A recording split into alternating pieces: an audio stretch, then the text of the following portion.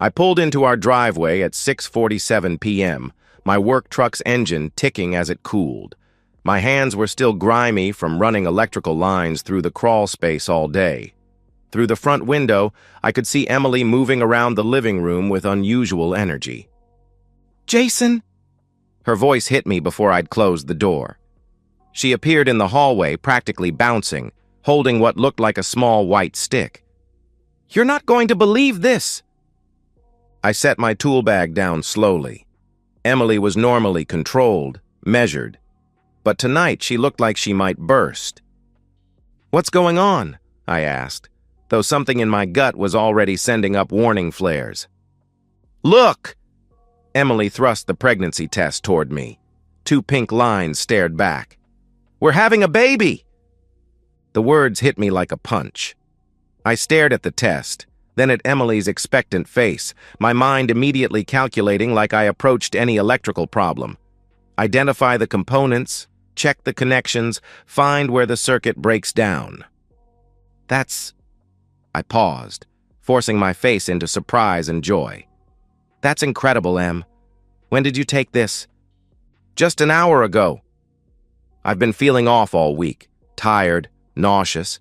I thought it was stress from the conference, but then I realized I was late. She gestured at the test. "Surprise." The conference. She'd been in Chicago for 5 days, just got back 3 days ago. Before that, we'd been like ships passing in the night, her working late, taking calls in private, seeming distracted. I pulled her into a hug, buying time to think. Over her shoulder, I did the math. If she just found out today with symptoms all week, that meant conception happened roughly. My blood ran cold. "How far along do you think you are?" I asked carefully. Emily pulled back, hands moving protectively to her stomach. "Based on my last period, maybe 5 weeks, 6 at the most." 5 to 6 weeks ago. I'd been dealing with my fertility consultation with Dr. Peterson just 4 weeks ago. He'd been gentle but clear. My sperm count was severely low, likely from a childhood infection. "Significantly reduced fertility," he'd said. "Low probability of natural conception." 5 weeks ago, Emily and I had been intimate only once, and I remembered it clearly because I'd been anxious about the upcoming appointment. After that, she'd seemed increasingly distant. 5 weeks ago, she'd been spending more time at the office, coming home with stories about her brilliant colleague, David Morrison, who was helping her prepare for Chicago. "This is amazing," I heard myself say. "I can't believe it. We're going to be parents." Emily beamed, launching into excited chatter about nursery colors and baby names. I nodded and made appropriate sounds, but my mind was elsewhere, running through recent memories like crime scene footage. The way she'd started putting her phone face down, the new perfume for work, insisting on driving herself to the airport instead of letting me drop her off, the hushed phone calls that ended when I walked into rooms. After dinner, a meal I barely tasted, we settled on the couch. Emily curled up against me, scrolling through pregnancy websites. "Look at this," she said, tilting the screen toward me. "At 5 weeks, the baby is about the size of a sesame seed. There's already a tiny heart forming." I stared at the tiny animated fetus that might or might not be mine and felt something fundamental shift inside me. This woman I'd loved for 9 years was either carrying another man's child and didn't know it, or was lying to my face about it. Neither option was acceptable. "I think I'll call in sick tomorrow," Emily murmured. "Start researching doctors, make appointments. I want everything perfect for our little one." Our little one. The possessive pronoun felt like mockery. She fell asleep against me around 10, breathing peacefully, one hand protectively curved over her stomach. I sat in the dark, listening to familiar house sounds. The refrigerator's hum, the neighbor's dog, distant traffic, normal sounds. The soundtrack of a normal life apparently built on lies. I thought about demanding the truth right then, but I'd learned enough about electrical work to know that when you suspect a dangerous short circuit, you don't just start pulling wires. You investigate methodically, You gather evidence. You understand the full scope before tearing anything apart. Because once you cut the wrong wire, there's no going back. I called in sick the next morning, something I'd done maybe 3 times in 5 years. Emily was still asleep when I left at 7 a.m., driving aimlessly while my mind worked through the problem like troubleshooting a complex electrical system. First step, gather data. I stopped at a coffee shop and opened my laptop. Our cell phone account was in my name, which meant I could access detailed usage records. I pulled up the last 3 months of Emily's call and text logs, downloading everything into a spreadsheet with the same precision I used for billing clients. The pattern emerged immediately. Starting 2 months ago, there had been a significant increase in calls to one particular number, not in our shared contacts. The calls were frequent and long, often during lunch breaks or after work. But what caught my attention were calls during her Chicago trip. Multiple conversations, some lasting over an hour, well into the night. I cross-referenced the number with a reverse lookup service. David Morrison, age 43, senior marketing director at Pinnacle Consulting, Emily's company, married, 2 children. My hands were steady as I took screenshots, but something cold was spreading through my chest. This wasn't speculation anymore. This was evidence. I drove home to find Emily humming in the kitchen, making tea instead of her usual coffee. She looked up with a radiant smile. "How are you feeling?" I asked, meaning it on multiple levels. "Better today. I think yesterday's nausea was nerves about telling you." She wrapped her arms around my waist. "I'm so happy, Jason. This feels right. Like it was meant to happen." Meant to happen. I wondered if David Morrison's wife would agree. "I made an appointment with Dr. Martinez," Emily continued, "and I went shopping after work yesterday for this." She held up a pregnancy guide, bristling with sticky notes. "Did you know that by 8 weeks, the baby will have tiny webbed fingers?" I listened to her chatter while cataloging the correction in my memory. She'd said she made the appointment and bought the book after work yesterday, which aligned with her getting home after me with the test already taken. After Emily left for work, I began the real investigation. Emily's laptop was password protected, but she'd never been security conscious. I tried her birthday, our anniversary, her mother's maiden name. On the 4th attempt, her sorority letters plus graduation year, I was in. Her email history told a story I wished I'd never learned to read. Messages between Emily and David Morrison went back 3 months, starting with professional collaboration and evolving into something else. I watched their relationship develop through electronic breadcrumbs, inside jokes, complaints about spouses, increasingly personal observations. The turning point had been 5 weeks ago before the Chicago conference.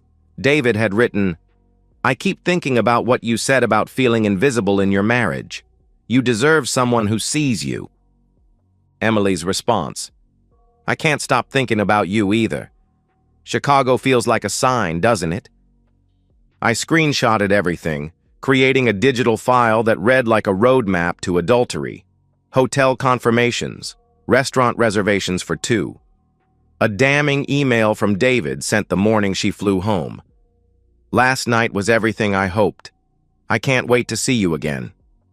Emily's reply, "I know, but we have to be careful. Jason can't know. Not yet." Not yet. As if my ignorance was temporary, a problem to be managed. The final piece was most damning. An email thread from 2 days ago, after Emily confirmed her pregnancy. David's message, "Are you sure about the timing?" Emily's response, "It has to be yours." The timeline works. Jason and I haven't been together much lately, and that night in Chicago was right in the window. "This baby is ours, David." I sat back, staring until the words blurred. There it was. Confirmation that my wife was carrying another man's child and planning to pass it off as mine. My phone rang. Emily. "Hey, babe." Her voice was warm, intimate. "Just thinking about you. How are you feeling?" Better, I managed. Just tired. Don't overdo it. I want you healthy for all the excitement ahead. A pause. I love you, Jason. This baby. It's made me realize how much I want our future together. Our future.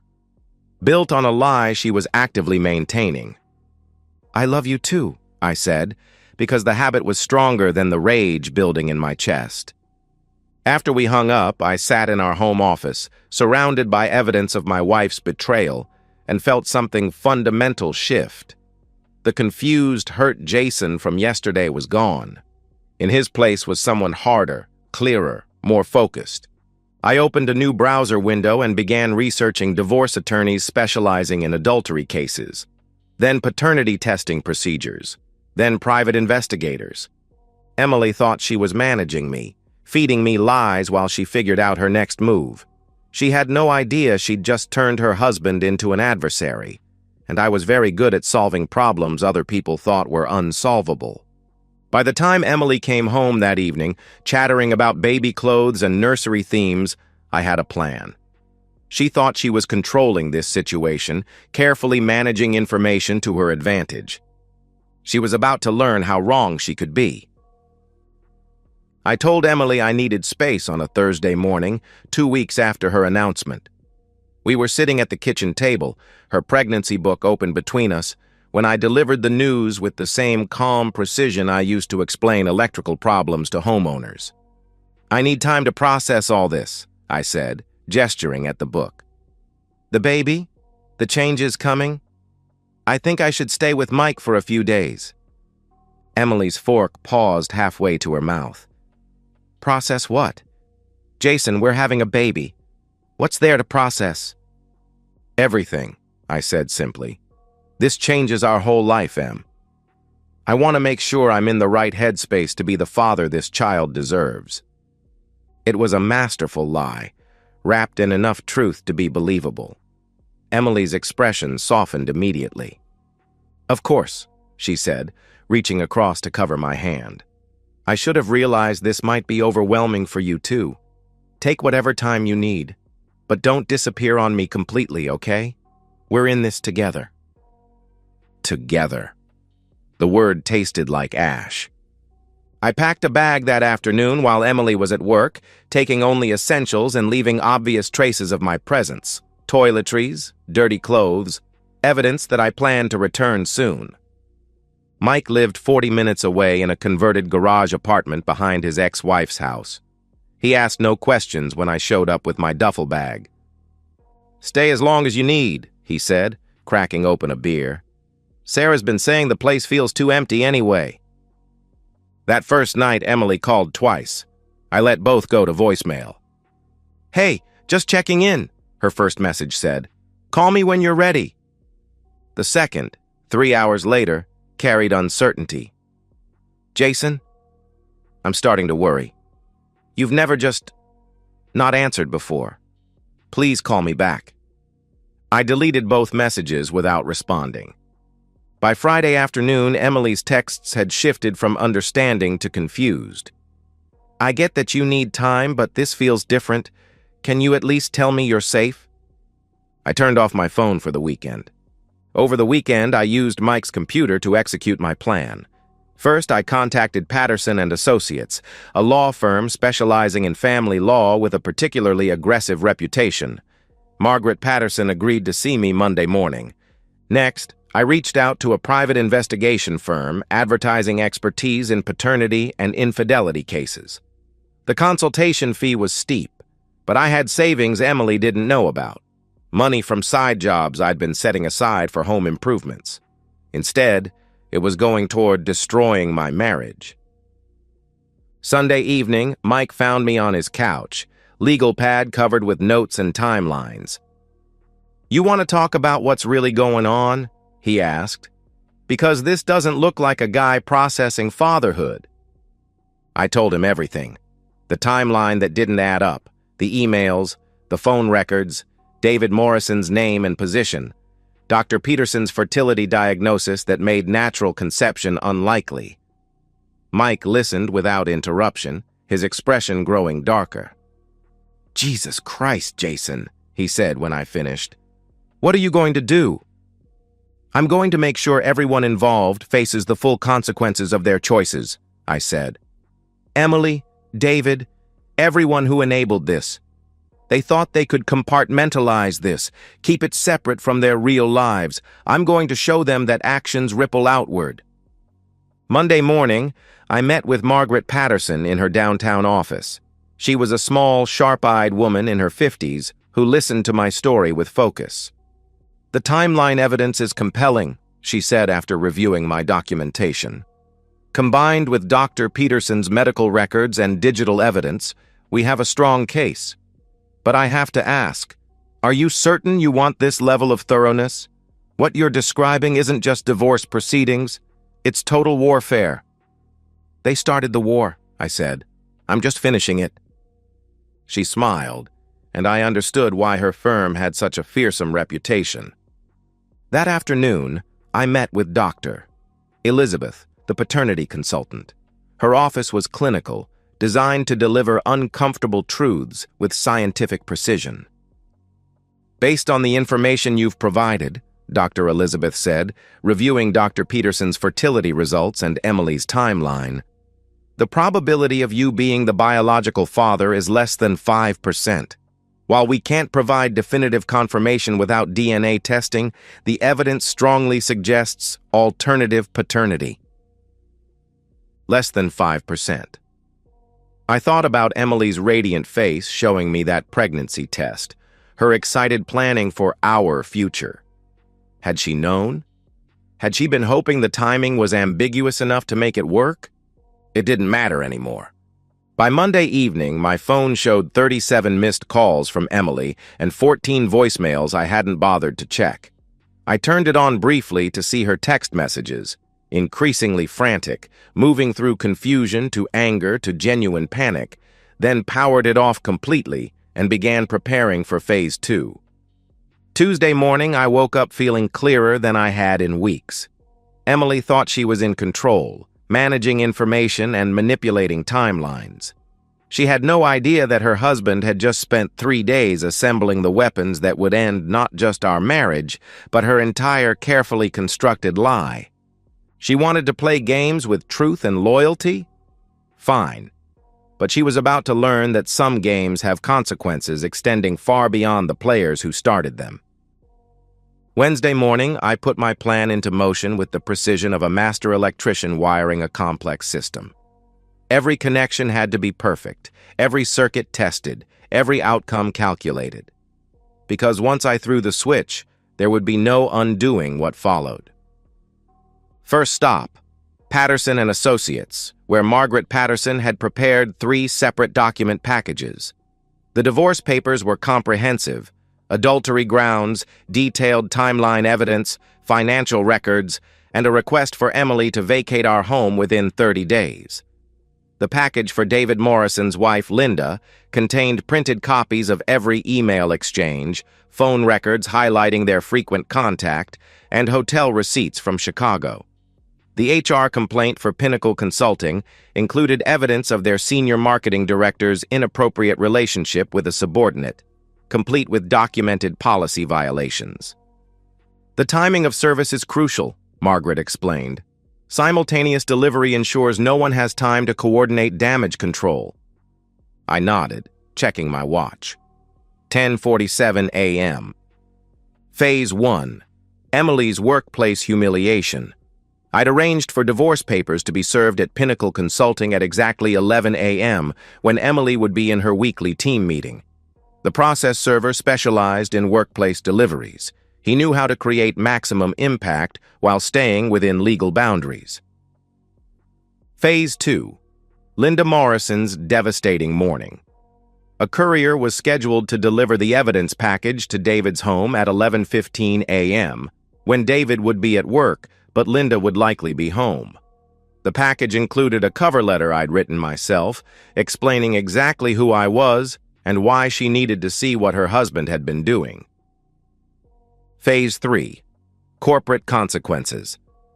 The HR complaint would be hand-delivered to Pinnacle's head office at 11:30 a.m., with copies sent via certified mail and email to create an unimpeachable paper trail.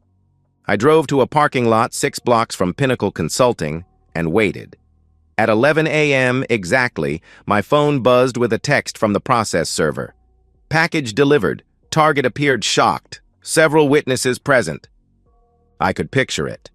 Emily sitting in the conference room, probably discussing quarterly targets, when a stranger walked in asking for Emily Hartwell.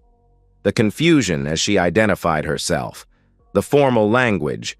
You are being served with divorce papers. The stunned silence as colleagues processed what they were witnessing. The humiliation spreading across her face as she realized her private life was now very public. At 11:17 a.m., my phone rang. Emily's number. I declined the call and turned the phone off completely. By noon, I was parked outside a diner 20 minutes from David Morrison's neighborhood, eating a burger and checking my watch. The courier had confirmed delivery to Linda Morrison at 11:23 a.m. The HR complaint had been successfully filed with Pinnacle's corporate office. Now came the hardest part. Waiting for the dominoes to fall. I drove back to Mike's place and settled in to monitor the aftermath. I'd set up Google alerts for David Morrison's name, tracking any news about Pinnacle Consulting, and created a temporary email account for communications with Margaret Patterson. The first sign of impact came at 2:47 p.m., an email from Patterson's office indicating that Emily's attorney had already made contact. Emily was moving fast, which meant she understood the gravity of her situation. At 3:15 p.m., Mike called from his job. "Dude, you need to check Channel 7's website. There's something about Pinnacle Consulting." I pulled up the local news site and found a brief item in the business section. Senior Marketing Director at Pinnacle Consulting suspended pending. Investigation into workplace conduct allegations. No names mentioned, but the timing was too coincidental. David Morrison was already facing professional consequences. Good. My temporary email account started filling up. Emily's attorney requesting communication. A law firm I didn't recognize, probably David Morrison's counsel, making vague inquiries about resolving this matter discreetly. Updates from Patterson's office on Emily's initial responses. But the most interesting email came at 4:33 p.m. from Linda Morrison herself. "Mr. Hartwell," it began, "I received your package today. I want you to know that I've already contacted my attorney and filed for immediate separation. My children and I have moved to my sister's house. David came home to an empty house and divorce papers. I thought you should know that your evidence is being used to ensure he faces full consequences. Thank you for having the courage to tell me the truth." I read the message twice, feeling a complex mix of satisfaction and sadness. Linda Morrison was innocent in all this, just like I had been. But unlike me, she now had the information she needed to protect herself. At 6:20 p.m., I finally turned my phone back on. 43 missed calls, 67 text messages, 22 voicemails. I scrolled through Emily's texts, watching her emotional journey play out in real time. 11:03 a.m. What the hell is happening? Call me now. 11:47 a.m. Jason, please, people are staring, I don't understand. Please call me. 1:23 p.m. I can't reach you anywhere. Mike won't tell me where you are. Whatever you think you know, we can talk. 2:15 p.m. I'm sorry. God, I'm so sorry. Please just call me so we can fix this. 3:44. They suspended me pending investigation. Everyone knows. How could you humiliate me like this? 4:58 p.m. David's wife called me, screaming. She knows everything. His kids won't talk to him. You've destroyed so many lives. 5:32 p.m. I know you're reading these. We can work through this. The baby needs both parents. The baby. Even caught red-handed, she was still trying to manipulate me with a child that wasn't mine. I listened to one voicemail from the middle of the day. Jason, it's me. I don't know what to say. I know how this looks, but it's not what you think. David and I, yes, we got close, but the baby is yours. I swear to God, the baby is yours. We can do a test, whatever you need. Please don't throw away 9 years over this. I deleted the message without emotion. Emily was still lying, still trying to control the narrative even as her world collapsed. By 8 p.m., Margaret Patterson called with an update. Your wife's attorney is pushing for an emergency meeting, she said. They want to discuss settlement terms immediately, which suggests they know their position is untenable. David Morrison has already been terminated from Pinnacle. Apparently, the company has zero tolerance for executives engaging in relationships with subordinates. His wife filed for divorce this afternoon. And Emily? Still suspended, but termination seems inevitable once the investigation concludes. I hung up and sat in Mike's quiet apartment, processing the completeness of my victory. In less than 8 hours, I dismantled not just Emily's marriage, but her career, her social standing, and her carefully constructed life. David Morrison had lost his job, his family, and his reputation. Linda Morrison and their children were free from his lies. Justice had been served. My phone rang again. Emily's number. For the first time in days, I answered. Jason? Her voice was barely a whisper, raw from crying. Oh, God. Thank you for answering. Please, we need to talk. There's nothing to explain, I said calmly. I read your emails, Emily. All of them. I know about Chicago, about David, about your plans to pass his child off as mine. Silence. Then, the baby is yours. Jason, please, you have to believe me. Emily, I interrupted, still calm, still controlled. I have Dr. Peterson's medical records showing my sperm count is too low for natural conception. I have phone records showing you were in constant contact with David for months. I have hotel receipts from Chicago. I have emails where you explicitly told David the baby was his. Stop lying to me. A sob broke through the phone, ragged and desperate. I'm sorry. God, I'm so sorry. It started as just... We were working together and you and I were having problems, and I felt so alone. We weren't having problems, I said. You created problems because you wanted to justify what you were already planning to do. I never meant for this to happen. I love you, Jason. I made a terrible mistake, but we can fix this. One mistake? I almost laughed. Emily, you had an affair, got pregnant with another man's child, came home and lied to my face about it, and planned to let me raise that child believing it was mine. That's not one mistake. That's a pattern of deliberate deception. But the baby is not my responsibility, I finished. Goodbye, Emily. I hung up and powered off the phone again. Outside Mike's window, the sun was setting. Somewhere across town, Emily was probably sitting in our house, my house now, surrounded by baby books and pregnancy guides, finally understanding that her careful manipulation had failed completely. And somewhere, Linda Morrison was tucking her children into bed in their aunt's guest room, beginning the hard work of rebuilding their lives on truth instead of lies. I felt no guilt, no regret, no second thoughts. Emily and David had gambled that they could compartmentalize their betrayal. They'd lost that bet spectacularly.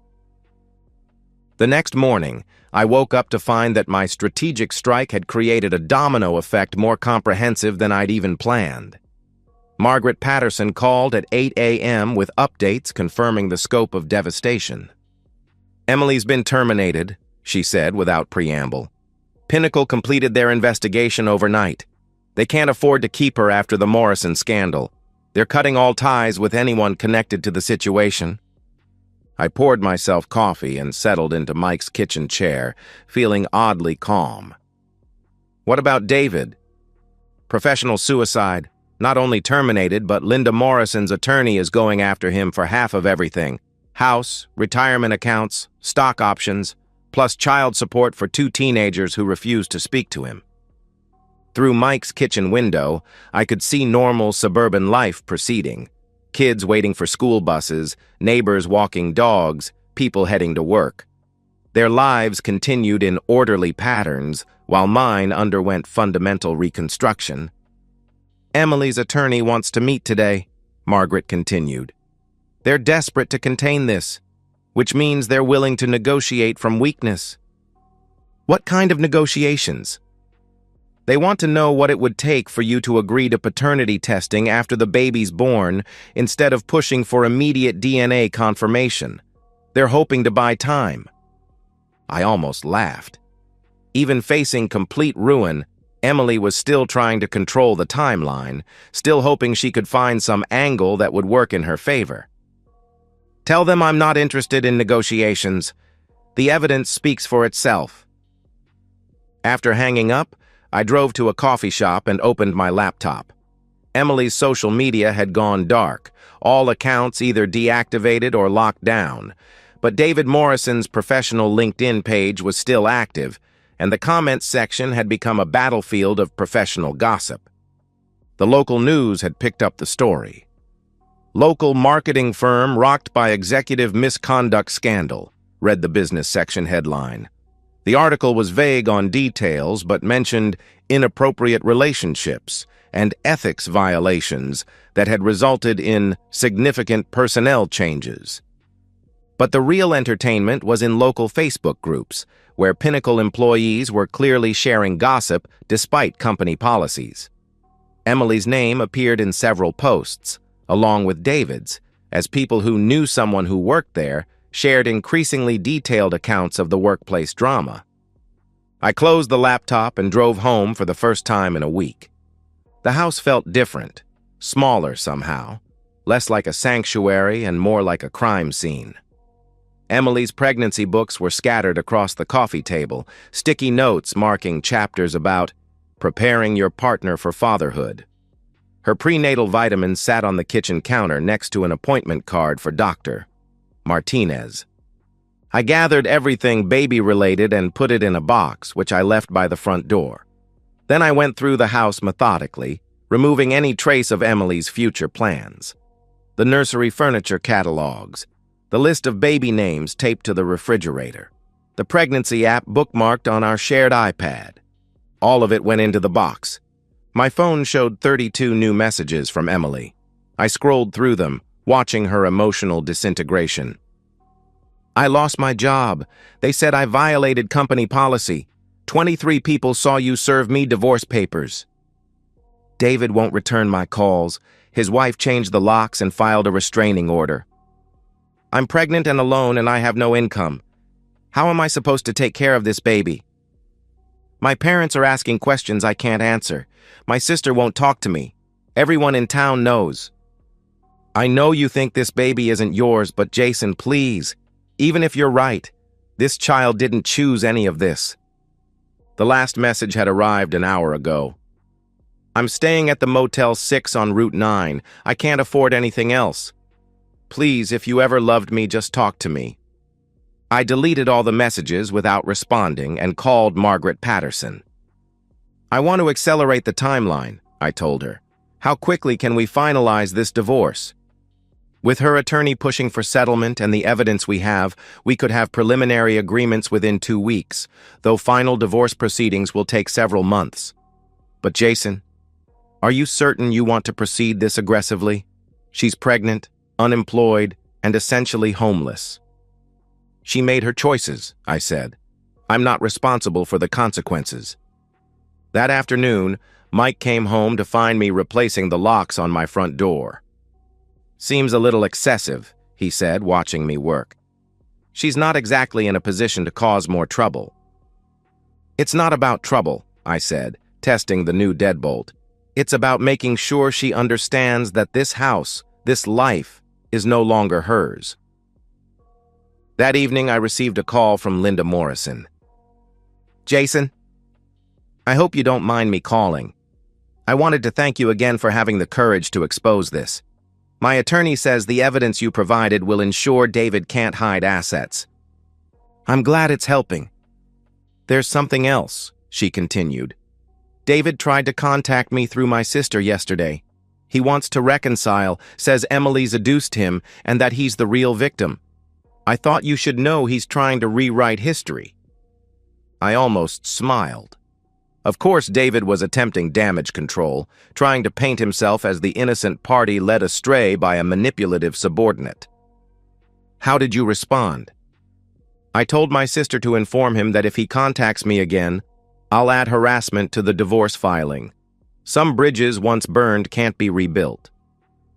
After we hung up, I sat in my newly secured house, appreciating the symbolism. Linda Morrison had discovered the truth and immediately taken action to protect herself and her children. Meanwhile, Emily was sitting in a motel room, probably still believing she could find some combination of words that would undo the consequences of her choices. My phone buzzed with another text from Emily. I saw Linda Morrison at the grocery store today. She saw me and walked away. Her daughter was with her. She looked at me like I was something disgusting. Is this what you wanted? I stared at the message for a long moment, then deleted it without responding. What I wanted was for Emily to understand that betrayal creates ripples that touch everyone in its path. These weren't punishments I'd invented. They were natural consequences of choices Emily and David had made freely, believing they could compartmentalize their actions without affecting anyone else. I'd simply ensured that the truth came to light quickly and completely, rather than allowing the deception to continue indefinitely. Tomorrow, Margaret Patterson would continue processing the divorce paperwork. Emily would have to find a way to survive as a single mother with no career prospects. David would have to rebuild his life from scratch. And I would continue the work of constructing a new life based on truth, rather than comfortable lies. 1 year later, I was installing custom lighting in a restored Victorian house in Portland, Oregon, when my phone buzzed with a message from an unknown number. I almost deleted it automatically. Emily had tried reaching me through various channels, and I'd blocked each attempt systematically. But something made me open this one. It was a photo. A baby, maybe 4 months old, with dark hair and features that unmistakably belonged to David Morrison. Below the image, a brief message. Her name is Sophie. I thought you should know she looks exactly like her father. I studied the photo for a moment, feeling nothing more than mild curiosity. Sophie was undeniably David's daughter. The resemblance was so strong it would have been obvious even without DNA confirmation. Emily had finally stopped pretending. I deleted the message and went back to work. My new life had taken shape with surprising speed. Hartwell Electric Solutions was booming. Word of mouth in Portland's restoration community had generated more high-end residential work than I could handle alone. I'd hired 2 apprentices and was considering expanding into commercial projects. The house I'd bought was a 1920s Craftsman that I was slowly renovating in my spare time. It sat on 2 acres outside the city, with a workshop where I could build custom fixtures and a garden I was learning to tend with methodical precision. I'd started dating again 6 months ago. Nothing serious yet, but I approached relationships differently now. Trust was something to be earned gradually, verified consistently, and never assumed automatically. Margaret Patterson had sent periodic updates on the legal aftermath. The divorce had been finalized after several months, with Emily receiving minimal assets. David Morrison's divorce had been equally brutal. Linda had successfully claimed half of everything, plus substantial child support. Last I'd heard, he was working as a freelance consultant, his corporate career effectively over. Emily had moved back to her hometown in Ohio, where her parents helped her raise Sophie while she worked part-time retail jobs.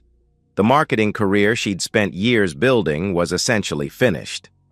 I felt no satisfaction in her struggles, but no sympathy either. She'd made choices that created these consequences.